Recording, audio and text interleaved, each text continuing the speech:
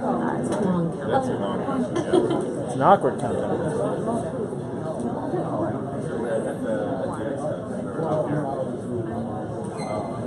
Hey everybody, I'm Amanda Day, and welcome to an amazing evening at the 2017 Twin Cities Film Fest, presented by Fleurdejunk and hosted by the Shops at West End, our favorite place.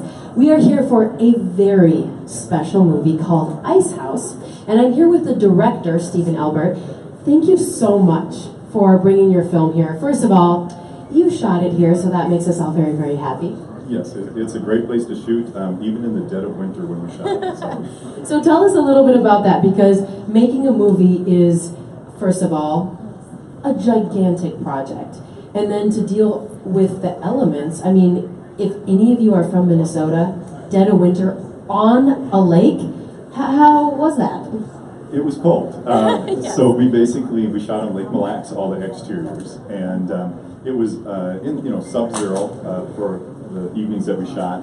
As you know, it takes place in a fish house. So within the fish house, we built that set in a warehouse in Minneapolis. So that was warm and cozy. We actually open up the ice, I won't say why, in the film for some effect.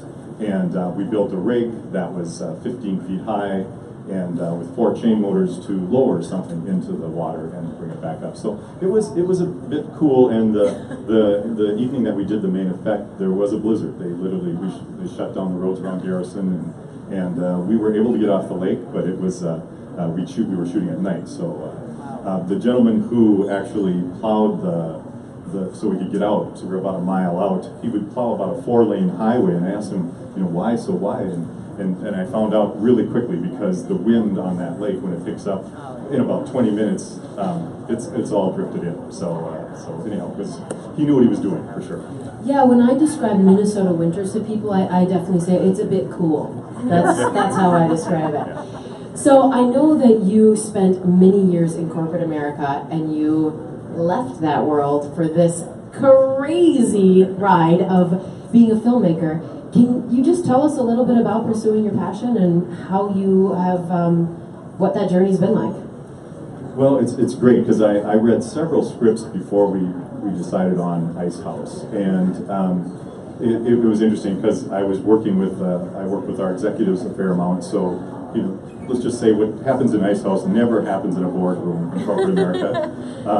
But no, it was really great. I was, like you said, I was with corporate America for 32 years and did production during that time. And it was great to do that, and very, very rewarding. But just looking, from a creative standpoint, to really expand, especially with Ice House, which is a psychological thriller that really is intense between the actors. It was just a great challenge to do something like that. Again, corporate America stuff was great, but yeah, now into this crazy world, and that's my full-time career now, is focusing on feature narratives. One of the things I love about being in the film industry is that you never hear from someone like, well, my dad was a filmmaker, so I have to do it. It's always someone making this intentional decision to do something that they're passionate about and to become a storyteller. And I'm really glad that you decided to be a storyteller. We're really excited to have your film here, and also really happy that you shot it here. But before you go, tell us quickly, what are you working on next, and how can we follow your next projects? Sure. So the company is New Century Pictures, so if you just search that. I'm actually, right now, I just optioned a screenplay from a writer who worked with Warner Brothers for 7 years.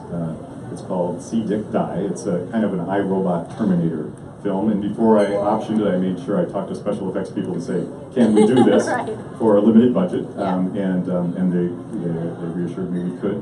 So that's a script that I read years ago, and it was optioned by one of the major studios.